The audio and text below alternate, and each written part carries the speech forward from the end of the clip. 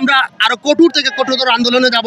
এমনও হতে পারে আমরা কঠোর থেকে হরতাল, অবরোধ এবং ডিজি অফিস ঘেরাও করতে পারি। আমাদের আন্দোলন চলছে, আমাদের আন্দোলন চলবে। ৪৫ বছর ধরে আমাদের নিয়োগ নেই এবং শিক্ষা প্রতিষ্ঠানগুলো অ্যালার্ট বোর্ড করে আমাদের রেজিস্ট্রেশন ক্যান্সেল করার জন্য চক্রান্ত চলছে। আমরা এই দাবিতে অনড়। আমাদের শিক্ষার্থীরা ইন্টারনেট ছাড়া আর ক্লাসে ফিরবে না। যতদিন পর্যন্ত আমাদের দাবি আদায় না হচ্ছে ততদিন পর্যন্ত আমরা রাজপথে থাকবো এবং আমরা ক্লাস বর্জন করেছি।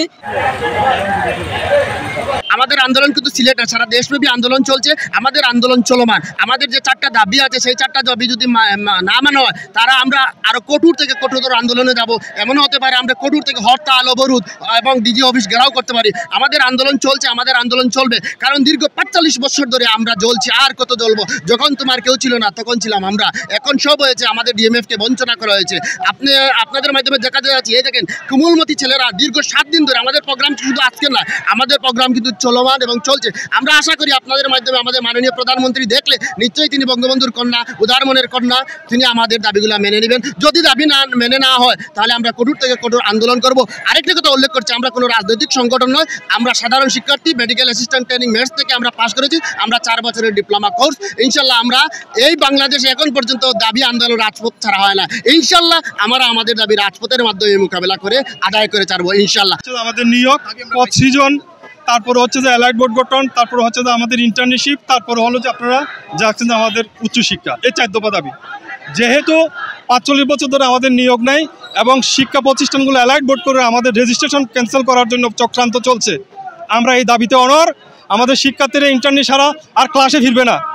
তারা পরীক্ষা অংশগ্রহণ করবে না, তারা ক্লাস বর্জন করেছে।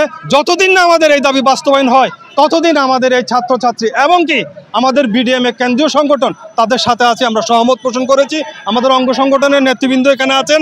আমরাও তাদের সাথে সম্পৃক্ত হয়ে এই জাতীয় দাবি আদায়ের লক্ষ্যে আপনাদের মাধ্যমে আমাদের প্রধানমন্ত্রীর কাছে পৌঁছাতে চাই। যতদিন পর্যন্ত আমাদের দাবি আদায় না হচ্ছে ততদিন পর্যন্ত আমরা রাজপথে থাকবো এবং আমরা ক্লাস বর্জন করেছি।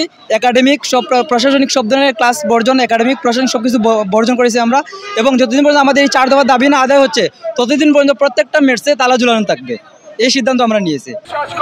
সেই দিন আর বেশি দিন নয়, যেই দিন ডিপ্লোমা যাত্রীরা কাছ থেকে প্রায় 50 বছরের অন্ধকার কালো মনীষা দূর হয়ে যাবে।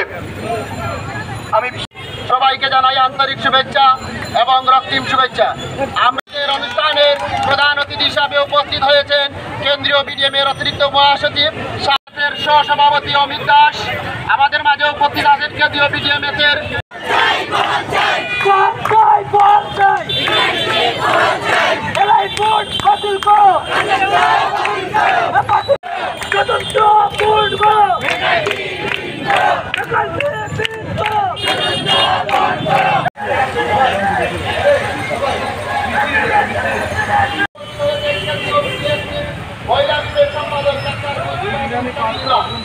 শেষ করবো, সেটা হলো যে আপনারা 4 দফা দাবি, 4 দফা